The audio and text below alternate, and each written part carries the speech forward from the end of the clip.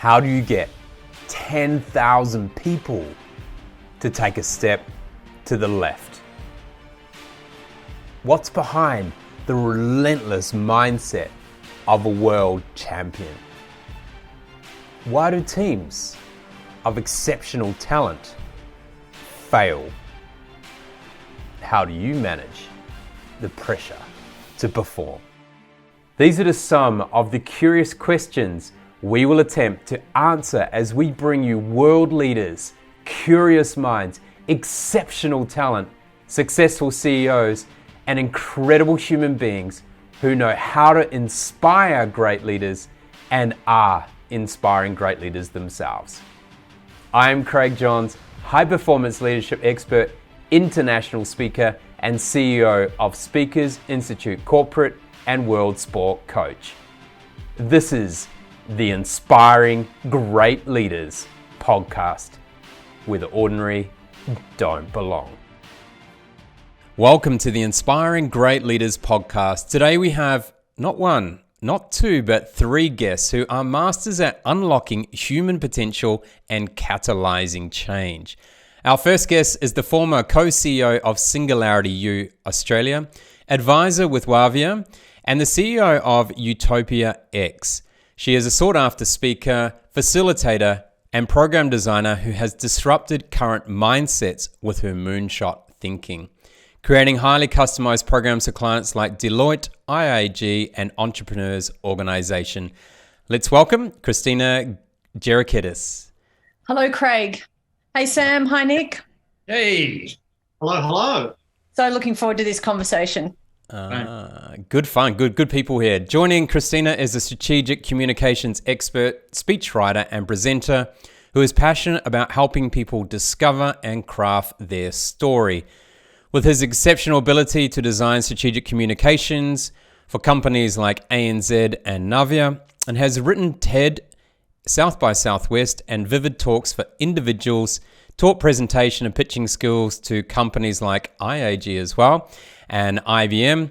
He's trained iconic Australian companies such as NAB and Westpac on leadership and influence, and has ventured back into the world of high school education. Please welcome Nick Harding. Hey, thank you, Craig. Very much looking forward to today's podcast. This is absolutely what all teachers are obsessed with at the moment. They take a bit of a defensive posture. How do we deal with chat GPT and plagiarism? But I kind of look at it as an amazing opportunity. So this is going to be fascinating. Oh, straight off the bat, Nick Harding's coming out with a bold statement. Our third guest is the CEO and founder of the Speakers Institute group of companies. He is a co-founder with myself at Speakers Institute Corporate, multi-talented entrepreneur, author of 11 books, including 5 international bestsellers, and a keynote speaker who has inspired audiences around the globe. He has been recognized as both the Young Australian of the Year and Edupreneur of the Year for his astounding contribution to education and leadership. Please welcome Sam Cawthorn. thank you very much. And yes, I'm also looking forward to having a chinwag with these amazing, good-looking folks. Yes, and today we're going to be diving deep into the world of artificial intelligence and the future of learning. So exciting to go into this space. Now, Christina, you're at the forefront when it comes to technology and so the evolution of spaces like the metaverse and artificial intelligence, machine learning, and the list goes on. What is on your mind at the moment as what you think the big thing is going to happen by the end of 2023 in regards to artificial intelligence? What are we going to see? Oh, that is such a huge question. We are living in the time of the great convergence is my answer to that. Everything is coming together. I think there's a saying that a lot of people are using at the moment, everything, everywhere, all at once. And that's exactly how it feels. So I think there's this huge convergence. We don't even know what the metaverse means yet. People have got different definitions. Web 3.0, if you talk to 10 different organizations, they've got 10 different ideas around what that might be. ChatGPT, Bed, all the rest of them, there's 4 or 5 of them. It's not just ChatGPT at the moment. But they're morphing every day. In fact, it's really interesting to note that yesterday there was a letter sent out that said or asked for a hold, like a 6-month hold on training all these tools while we actually get our heads around what it is. And it was signed by people like Wozniak, Elon Musk, Yuval Harari. So all these high-end thinking, futuristic type of people are going, can we just pause because it's moving so quickly and we don't actually know where it's going? Mm-hmm. And I guess, so where do I think it's going to be by 2023? I think our humanity is going to be challenged, and I believe our humanity is going to win. I think the ethical discussions that all these things are triggering or being triggered by the events of what's happening at the moment our humanity will win out. There's more and more people going, hey, let's democratize democracy. Let's take the politics out of politics. Let's reinvent education, which is, we've been talking about that for how many years now.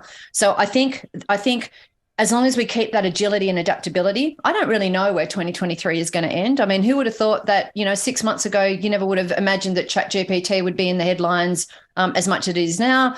4 years ago, you never would have imagined that we would have been in a pandemic.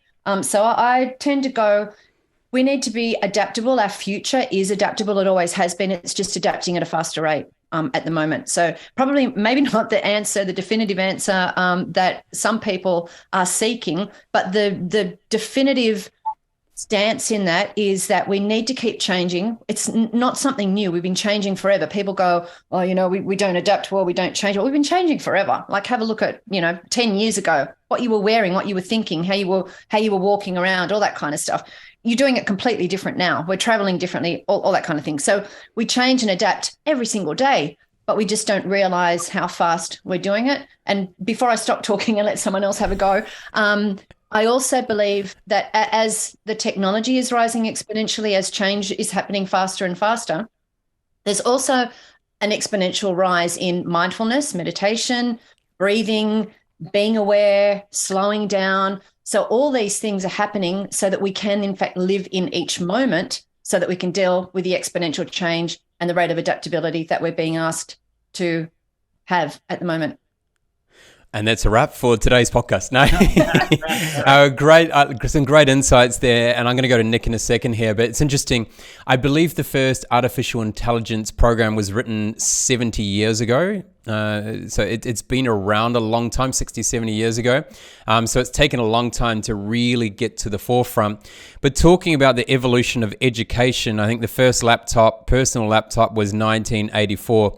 Nick, from an ethical perspective, now being back in, the high school education system, doing some work there, what is the big ethical discussions that are being currently had, and how is that shaping the evolution of education? It's a huge question. Being back in schools is fascinating. My background is in English literature, and I've spent a bunch of time teaching Year 12 students Mary Shelley's Frankenstein. Mary Shelley was a fascinating person. She wrote Frankenstein at the age of 18, published at the age of 19, and it went on to change science fiction history forever. And that story is about a person who creates something. So Victor Frankenstein creates this creature, and then he treats the creature badly or underestimates it. It turns around and attacks him. And so a lot of teachers are viewing machine learning, AI, particularly ChatGPT, as a potential Frankenstein's monster.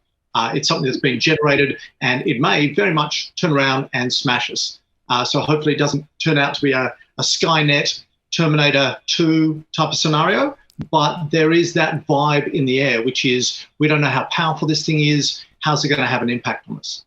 So specifically, the first thing is we're concerned about students cheating, which plagiarism is a bad thing, cheating is a bad thing in and of itself. But more than that, just the idea that you can plug in any question and it can give you an answer, which in many ways is almost identical to what a real human being could produce. So therefore, you can't pick them up for cheating, and they haven't actually learned the materials. So that's a concern. But I think that's a base level concern. I'm more concerned about a thing called Bloom's taxonomy. So Bloom's taxonomy is basically a triangle, and it's how humans deal with information. So at the bottom of it is the basic stuff, remembering things. Is it really cheating, though? Come on, is it really cheating?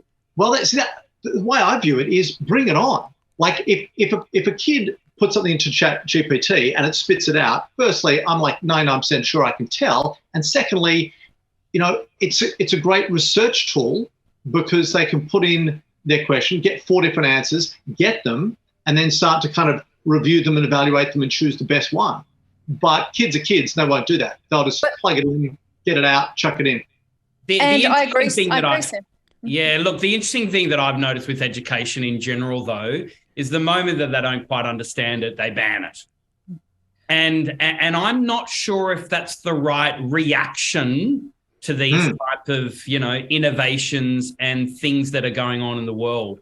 I do know that there is a school here in Tasmania that have actually embraced it so much that they're even encouraging the teenagers to do their assessments by utilising it as well.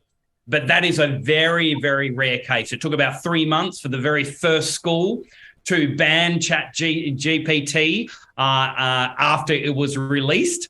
And then every single school, thereafter, or the majority of schools that I know of, just done a blanket ban across the board. But does that then mean, just out of curiosity, because obviously I bring on students, I bring on people that graduate from school. Does that then mean that if one of my staff members who's, let's say, is a copywriter, uses Chat GPT, does that mean that they're cheating in their job?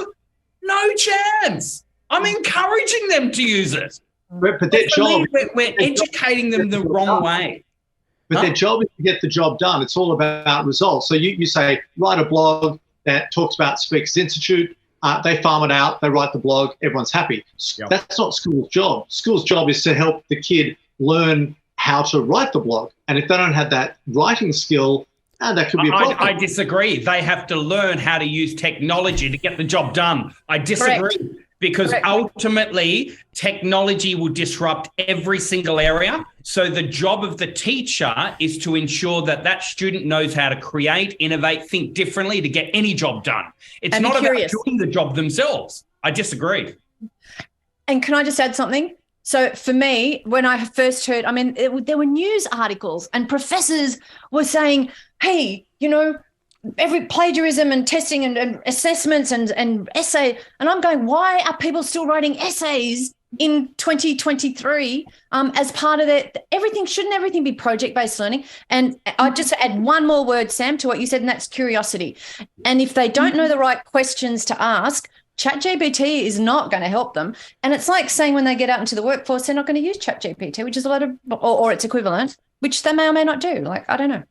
Do you guys remember Karate Kid? Remember Karate Kid when he says, wax on, wax off, and the kid does wax on, wax off, and at the end of it, he's like, this is the dumbest thing ever, you wasted my time. And then he goes to punch him in the head, and he goes, and he does wax on, and he goes to punch him in the head again, and he goes, wax off. And he realizes that by doing this seemingly random tangential exercise, he's actually learned some skills. That's education in a nutshell. I'm not teaching kids how to write a blog because they're going to go out and be bloggers. I'm teaching them how to think. So I'm not teaching the thing. So Sam, it's great that you have someone who can, farm something out and then, write the question in such a way, get a few different responses, evaluate them, consider them, hybridize them, choose the best. That's awesome. But that person is educated. They're using their critical thinking. I don't want my 14-year-olds to skip the stage of critical thinking. So when I hear that ChatGPT-4 can now pass the bar exam in US in the top 10%, does that then mean that maybe law in general could then be obsolete? Nah. Or maybe the bar exam itself could be obsolete. Maybe we have to re-engineer how assessments, exams, are done because, maybe we need to reassess how it's actually done. Maybe the education system needs to be educated themselves. But before I throw it to Christina, I'd say with that particular question, maybe we're setting the bar too low. So Oh, come on.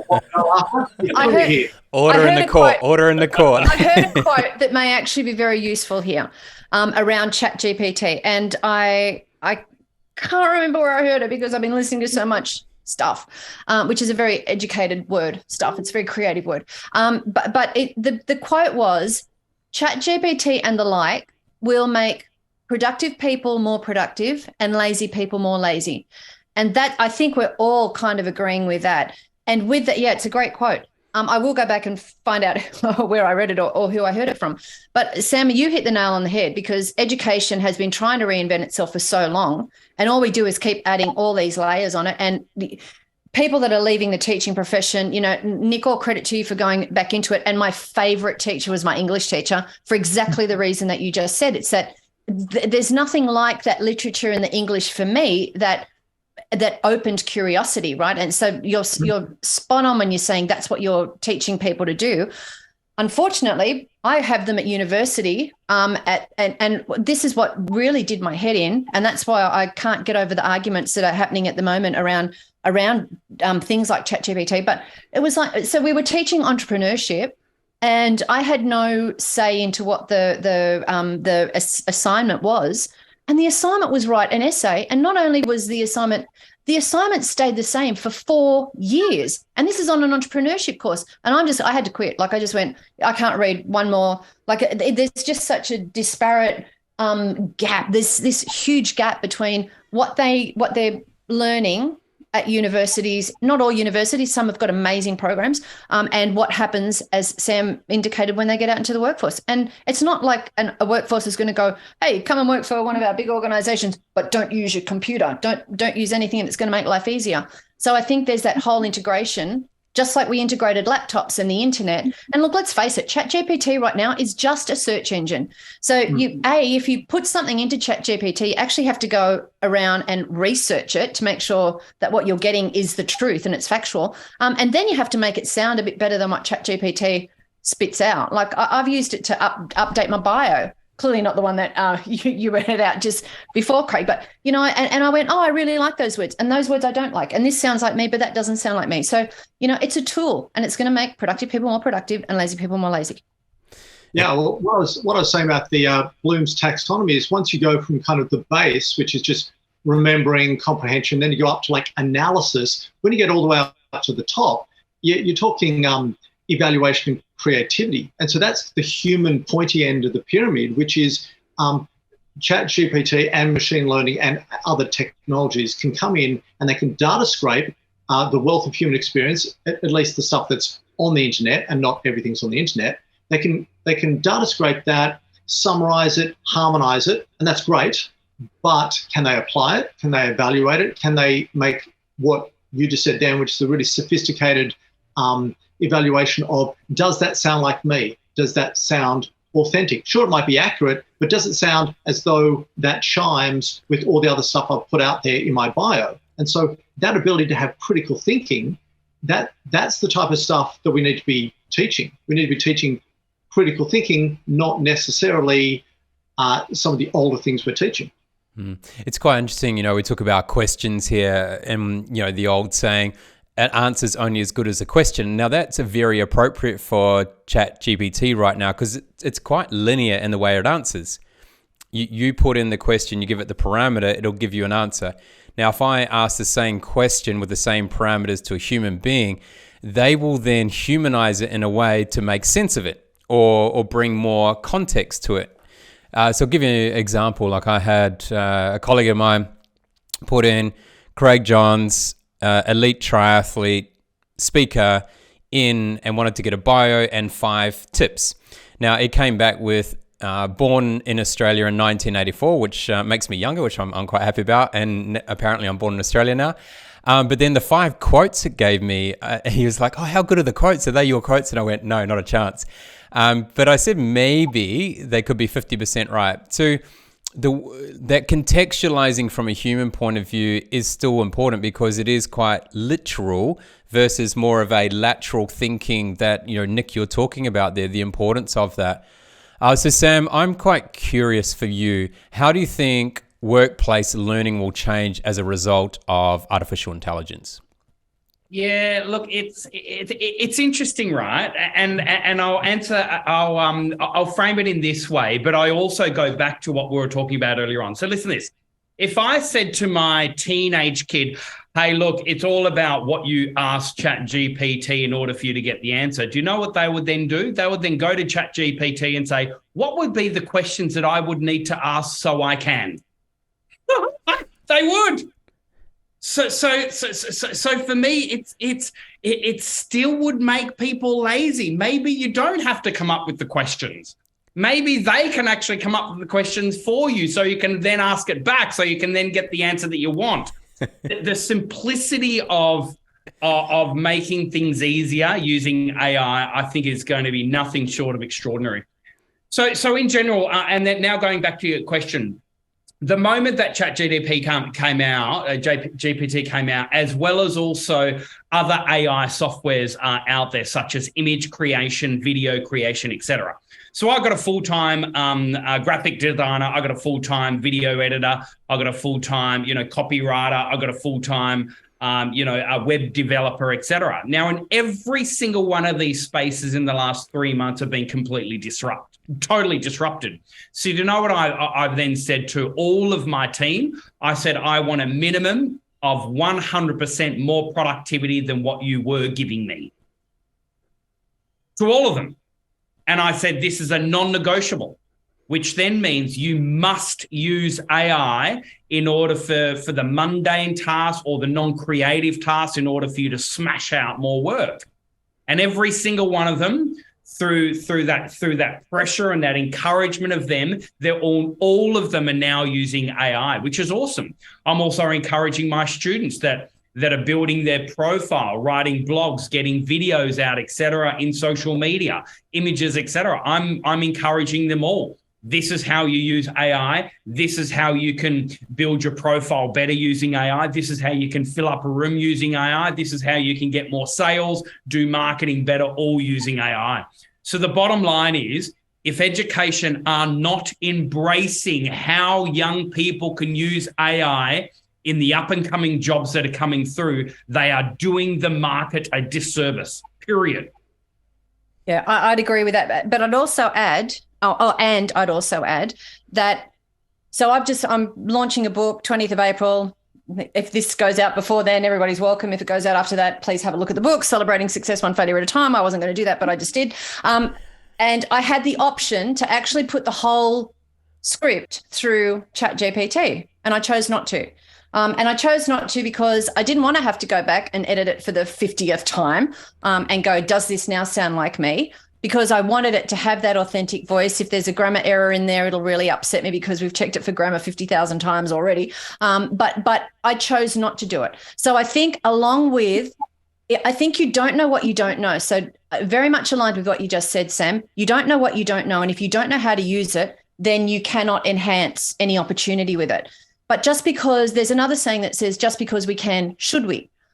So just because they can put all those things together, should they use them all the time? And there's instances absolutely where it's going to make life much easier, much simpler. It's going to be more expressive. You can now use animation to do almost film quality animation if you have the right programs, and you can come up with a 7-minute video in about 10 hours, which is like crazy. But you still need, or there's still scope to have that, ChatGPT is only what humans have already fed into the machine. And we haven't reached the point yet. And it's a little bit biased as well, if I may say. Definite.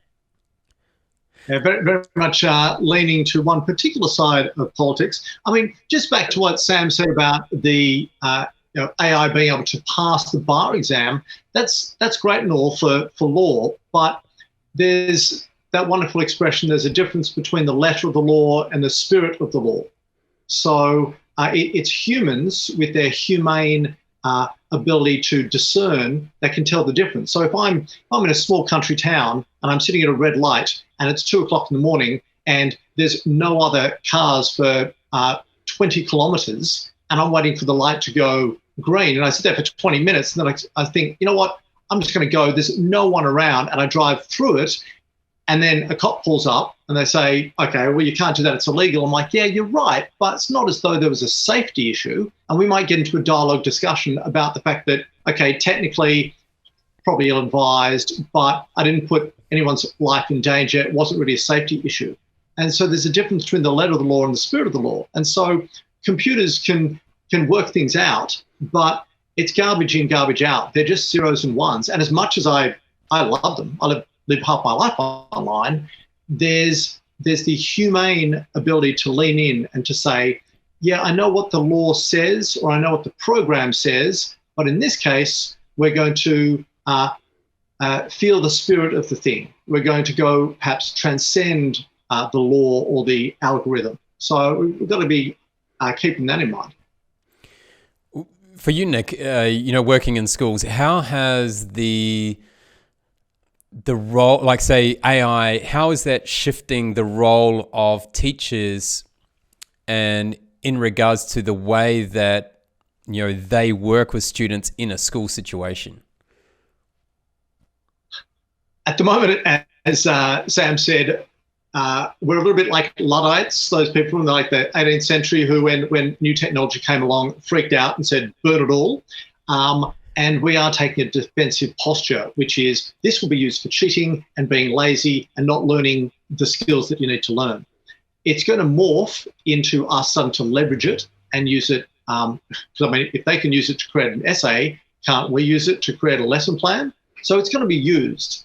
I think in a perfect world, what I'd like to see it used for is for us to create a proper flipped classroom. And a flipped classroom is this idea that instead of going to school 9 to 3, Monday through Friday, and getting the content during the day, what you actually do is give kids CD-ROMs, DVDs, websites, all the content in whatever form it happens to be at night. And so they watch it the night before, and when they come into class, you actually do homework in class because you've got access to the teacher, and they can give you feedback, they can give you guidance, they can help you out. I would like to see machine learning and AI, etc., get through the basic content and help the students get a handle on things so quickly that I can get down to what proper teaching is. Proper teaching isn't me lecturing. That's the boring stuff. I mean, I'd prefer to have it filmed, locked and load, the kids watch the night before. But the proper teaching is we sit around, we talk about the ideas, and they give me their work, whether it's written or whatever, and I can give them feedback. I mean, we find that at Speaks Institute and Speaks Institute Corporate, which is, sure, our information is world class, but it's all about feedback. It's all about, you've got this content, you've started to internalize it, you're starting to get your head around it, speak it back to us, and we'll give you feedback. I would love to see teaching be like 90% feedback. How far are we from an AI teacher 100% for online schools, Nick? 17 months. I made that up. I don't know. It's not that good yet. It's seriously not that good yet. It's only as good as the people that are feeding it the information. So in extending what Nick just said, it will allow for greater perspectives on customized learning. So the danger for me is that you go to school to open your mind to learn things that you never would have learnt before, right? So you don't know what you don't know. School should open up that portal for you so that you find out about Bach and Beethoven and the Beatles and the band that came out last week if you're doing music, and you find out about every single artist under the sun, whatever. So then you know whether you have a passion for art or a passion for music or a passion for literature or science or whatever that is, because we don't know. Until we get into that situation, we don't know. There is a great propensity in high schools to lean into customized learning using AI in exactly the same way that Nick just said. So that's going to be amazing. And the other thing AI is already doing in lower socioeconomic countries is it's democratizing education. So it's what we're finding now is that there's courses available on programmed on program devices that will teach children in third world countries, lower socioeconomic countries, basic literacy and numeracy that was never there before. So that is one of the most amazing things that AI technology has allowed to come through. So, you know, I have this thing about we exist at the intersection of the value of humanity with the value of technology. So the values of humanity, sorry. And everything has to be driven by the human. We're all here on this planet to make humans live a better life, right? To all ships rise, bring everybody up together, create the equality that we know doesn't exist in the world. And I think that's where we can utilize AI for good. And let's face it, whether you use it for good or bad, and they're judgment words, and I don't really like using them, whether you use it for good or bad depends on the individual, you know? So if I'm a reasonably kind, compassionate person, I'm going to use any AI technology to make the world a better place. And if I'm feeling like I've been ripped off and put down and I've been bullied and whatever, and I'm really down, then I'm going to use AI to make sure I pull everyone else down. It's the human behind the technology, and that's what we need to be aware of. Yeah. Well, sorry, Craig, I was just going to say, one of the you could say, bad things about this technology is that it is automatic and robotic and perhaps doesn't have the human spirit. But the other flip side of the coin is that can be a good thing. I mean, imagine the patience of an AI teacher. They don't get frustrated. They don't get annoyed. They don't say, I've explained this to you 20 times, step up. It just keeps explaining and going and going. As long as you keep asking questions, it's infinitely patient. So for introverts or people who are really struggling with the language or people who are cognitively a little bit slow in that particular subject, they're going to love it. Sam, when does your role as a speaker become redundant and you become extinct on this planet? Never. Yeah, no, look, it never happened. Human beings, we still have this analog heart set, without a doubt. And I think Anders Sorman-Nielsen, who's a fellow speaker of mine, put it beautifully. And this was like 6 years ago. He wrote a book called Digilog, blurring the lines between our digital minds and our analog hearts, So we still want that high touch. Even though I can order Uber Eats and have it all nicely out, there's nothing greater when you go physically out to a restaurant, you sit down and you can see, you can experience, have human connection and the like. And I think that's across the board, whether it's going to be in the classroom for education or whether it's going to be in a conference or the like. And it's really interesting. Everyone sort of was quite worried after pandemic. We were thinking, is everything now going to be all online? Is this the end of in-person physical events? And it was far from it.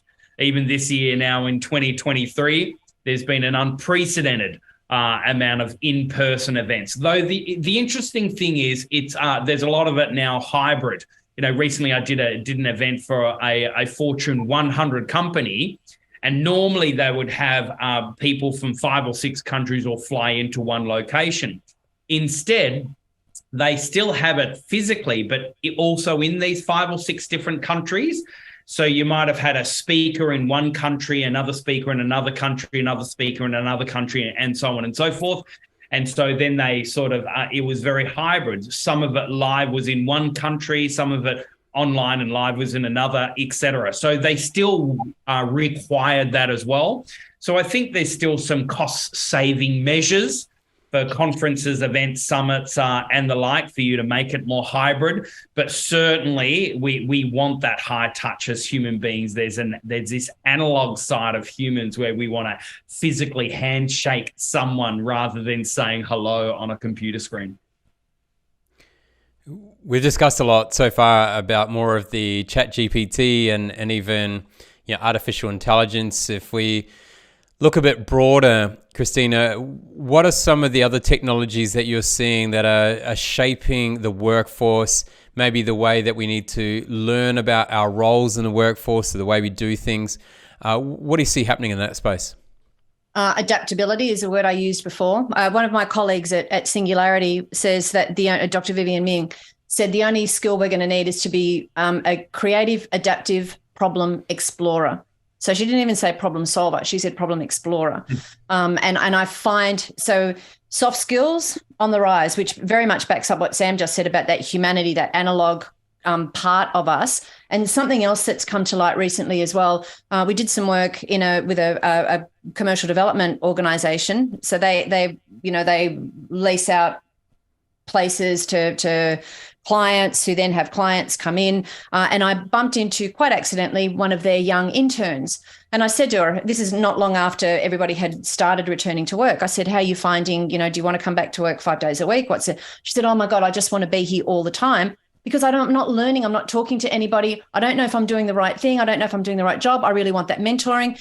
So when we actually went back to the organization and said, hey, yes, it's great that, your managers don't need to come in maybe more than 1 or 2 days a week, but there's this real craving for connection, learning, mentoring from the interns, the new graduates, etc. And that put a different spin on it for them. And they then committed to coming back an extra day a week, which they started to enjoy because they thought they knew that they were being valued. So I think there is, as I mentioned earlier, the convergence and the hybridness of life. So there are people that connected with family members overseas during the pandemic that they never would have connected with before. There was almost this closeness or closerness of your extended family if you had some living overseas. So that was a really good thing. It upgraded a lot of people's technology skills. So, a lot of elderly grandparents were all of a sudden learning how to use FaceTime because they wanted to connect with and that never would have happened before. So so what we're seeing is a world without limits. If you have a look at things like Microsoft Mesh, it's kind of like Iron Man in reality. I had the glasses on and I'm pressing buttons in the air and picking up roses and handing them to other people. And, and people can actually work in real time, side by side, even though they might be in different countries around the world and they're touching the same kind of things, right? So that is absolutely amazing. So it's opening up opportunities that we probably don't even know how to utilize to their full extent yet. And I heard somebody say the other day, every organization now needs an AI officer to stay abreast, to know what's going on, to bring whatever suits into the organization. But, I'll go back again and say, you don't know what you don't know. So if you don't know that the metaverse offers you amazing opportunities to gather without having to gather everybody in the one area for 4 or 5 times a year, that's fantastic. But you know what? One of the very first jobs I did post-pandemic was for an organization that flew 40 people in from around the world. The program, I'm getting goosebumps just thinking about it now. The program we started 20 minutes late because they could not hug each other enough. They could not, being in that one room all together was such a highlight that I just went, just let it go. I'll make up the time, let them hug. It was beautiful. So it's hybrid. It's a hybrid. It's a convergence of everything we know. Fascinating. Now, before COVID come along, Sam, your company, Speakers Institute, was a global company, and so it had very much a hybrid feel to it. You had a in-person office in Sydney. You had people based in different parts of the world. You had another kind of office in there in the Philippines. Where people were physically there together. Now everything is totally remote. Everyone is working from their own homes. There's no one in the same space. How are you finding, first of all, being able to keep that human social connection there? And now how are you using technology to even enhance the social connectedness and those human touch points? Yeah, look, we certainly haven't got it right, but there are a number of things where, where people just want to feel connected. And so there are always ways where we can, do various games or connection activities each day, each week through various online platforms and the like, and even encourage each other as well. So we do a number of things here. I do know that both you and Nick, you're actually also part of a larger team as well. How do you both feel connected yet at the same time, you're a part of a team here where you've got facilitators in 6 or 7 different countries, yet you're all still quite connected. I'd love to also hear from you what you feel is working well and how you still feel connected, yet at the same time, half of them haven't even met each other before.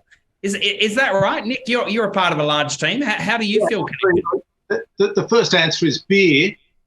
beer is very important. So Craig took me out for a beer the other day. We went to the Bavarian Beer House, sitting with our team, just having, I may have had 3. Some would argue 1 too many. I don't want to say that out loud. But I reckon it's about, I think hybrid is the key word. So we have both online and offline, and there's very much a sense that, Craig doesn't live within Sydney. So when he comes down, he lets us know and says, hey, I'll be in Sydney on Saturday, swim by the office, say hello to people, and then we'll, go and have a beer and a schnitzel afterwards. So there's very much a sense of let's do offline and online. And I actually think even if you're just doing online, there's a sense that you have the time when you're being purposeful to just get stuff done, run through the run sheet, do a tech check, but also just have a little bit of touching base. So oftentimes when we jump online, there's a sense of we'll have the water cooler talk done digitally. Will we just jump on, hey, how you doing? Everyone has a bit of a chat, a bit of a laugh, etc. Maybe share some kind of, memes on Slack and that type of stuff. And then we kind of get down to business. So I think the beautiful thing about being online and offline is making sure that everyone gets a chance to kind of connect in the proper way. I'll give an example. My producer, Nathan Bennett, used to run Twitch in Australia. And if you don't know what Twitch is, it's basically YouTube for gamers. And so I was having a chat to him about creating a YouTube show and how long would we need to make it, et cetera, et cetera. And the big push for YouTube is shorter attention spans. Make it short, sharp, and shiny, under 10 minutes. If you can get involved in their, Instagram Reels, or just keep it short, sharp, and shiny. And he said, that's fine, but have a look at what people really want. They may have digital minds, but they have analog hearts. Over on Twitch, people are quite happy to watch a person play a video game for like 4-5 hours. And they do that because people follow people. I don't know if you've read that book. Yeah. But people do follow people, and they want to just be in the presence. So Christina was saying this intern wants to be in the presence of the team, because there's stuff that exists in the job description and in how you're supposed to do it and in all the run sheets. Yep. But there's all this stuff that spills out over the sides that if the mentor was there, they'd say, oh, yeah, don't worry about that, but definitely worry about this. And it's those human moments which are a little less serendipitous and unscripted that are magic. Yeah. Hey, Craig, can I also throw the question to you as well? Because I actually think that you are world class in what you've done. You build a business from scratch, yet most of the team members, most of the staff, most of the core team have never physically met each other at all. Yet the camaraderie, the mateship, and the connectedness is quite extraordinary. Do you have some specific tips on helping people? Good question, Sam. And look, and thank you, by the way. It's beautiful. We have we have team members in 10 countries. We've worked in 60 across the world in the last 2.5 years, which is quite phenomenal in a way when you think about it. But I love the fact that we can be very global, live in completely different places, but be highly connected and understand each other's worlds and have different perspectives all the time. I think for us, the biggest thing is making sure everyone feels like they're involved. Yeah. And so whether you're back office or front office, so to speak, you get that chance to feel and breathe and touch everything that is part of dealing with a client and dealing with all the fun, exciting things like a program and people facilitating or speaking. We make sure people have an opportunity to be involved. And so my encouragement for companies is to think about how can each person in that organization have the opportunity to touch, feel, and be part of, not literally all the time, what the outcome of the work that they're doing. Because a lot of people do work that the outcome is indirect of what they do. So think about, was it JFK went to NASA and it was the janitor sweeping the floors, and he asked him, what do you do? And he said, I put a man on the moon. So that person had been integrated into the outcome and the purpose of what their organization's doing. I think if you can do that, that's a big step. And do you use any AI tools to do that, just out of curiosity? To put a man on the moon? Do I use any AI tools? I mean, I'm sure I do without me really knowing that they're happening. Yeah, as I said yesterday, I jumped in the car and it automatically told me at 5 o'clock in the morning that my destination was Mingara Fitness Center. and it was like, do you want to push go type thing. In regards to the business, do we have AI specific for it? No, not at the moment. We're very much human touch, but we do use a lot of technology. We are obviously using computers and technology to communicate with people, and a lot of the clients will come to us and say, but you can't connect with people. And I'm like, you can actually have a more intimate relationship with some people online than you can in person. Think about this. If I'm in a room of 10 people for 1 hour, my direct eye-to-eye contact with them is likely to be less than 30 seconds, maybe less than 20 seconds. Direct eye-to-eye contact. Now, you put me in front of a camera, if I know how to use a camera online and I'm holding your attention through engagement, you're going to be looking straight back in that or on that screen at least, and close to the camera. I'm only 30 centimeters away from this camera. You're only, maybe 30 to 50 centimeters away. We're really only 1 meter away. That's pretty intimate. That's pretty close. And you can tell a lot through the eyes. So I think if you learn to use technology well, you can actually enhance the relationship. Mm-hmm. And I think that's really important. One of the biggest things that we've seen missed in the world of, teams, or, being in a team environment or corporate, when we went to COVID, where everyone went from working to home, was those spontaneous conversations. Now, the opportunities are still there online. You just have to pick up the phone. I mean, I think people have forgotten to pick up their phone and call people without having to book an appointment. You know what? Just send them a text message or give them a call. They might be available. Look, it's the same principles apply, that people want to feel heard, they want to feel seen, and they want to be part of something. So how can you make that happen, I think is a simple case. Now we're coming to the end of this conversation, and I think back to when I was a young child, and it was, I think Michael J. Fox was on it, Back to the Future. And you think about what was on those type of programs then and what's come to reality now. So thinking about Back to the Future in a way, what are we going to see come the year? Let's put it out there. We're currently at 2023. So let's look at 2100. What do you think we're going to see in this world that's going to be shaping the conversations and discussions we have in regards to the way we learn? That's in 78 years' time. Yes, 78 years' time. You'll be able to plug in. You won't have to learn anything. You'll be able to plug in. You'll still need that curiosity mindset.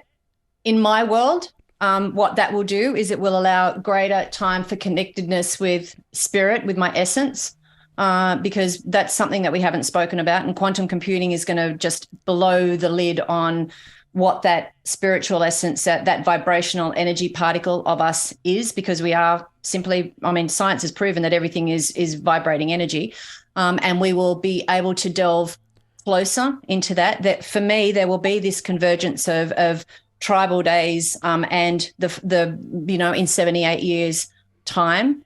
But we'll be plugged in. So we'll be able to plug in when we want to. We won't need to plug in. We'll be able to breathe when we want to. We'll be, we could actually visualize ourselves on Mars having a holiday, or we could go to Mars and have a holiday. I think even 2027, they're hoping to have the space hotel finished. So if you've got to spare $5 million, you can go and stay there for 3 nights. Hopefully in 78 years' time, it might cost, a half a day's wage or something like that. If there is, there won't be a half day wage. There won't be a website. There won't be anything like that. We'll have very much progressed into the future on that. And holoportation will definitely be on the cards. I'll be able to think myself on a Greek island rather than have to get on a plane and travel to the Greek island. I will be able to telepathically communicate because they're already doing things with AI now that can read brains. But I believe I will be more connected to my sense of energy essence. And Nikki, when you were at school, you had the abacus, and I think you had like a blackboard and chalk. Where do you see teaching in the year 2100?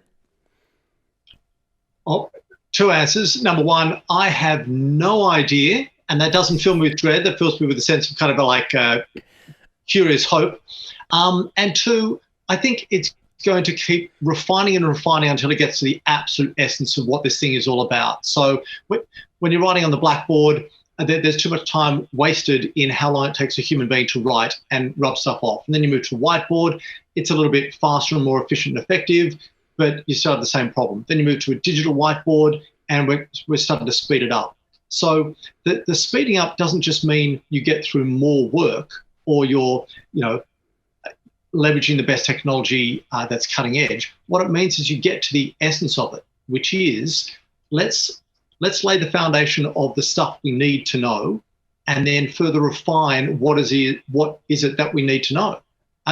Let's assume that AI, machine learning, and technology ends up doing all the grunt work, like all the mundane stuff.